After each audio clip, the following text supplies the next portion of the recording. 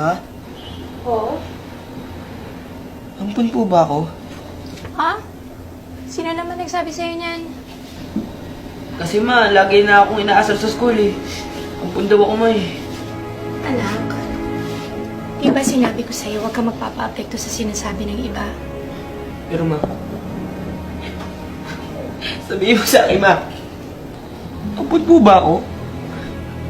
Ha? Ma! Ampun ba ako? Ha? May paliwanag mo ko, ma.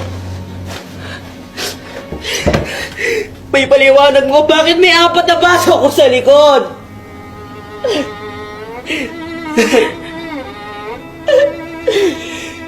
Matagal na namin itinago ito sa'yo, anak. Pero sa palagay ko pa na pinagmalaman mo.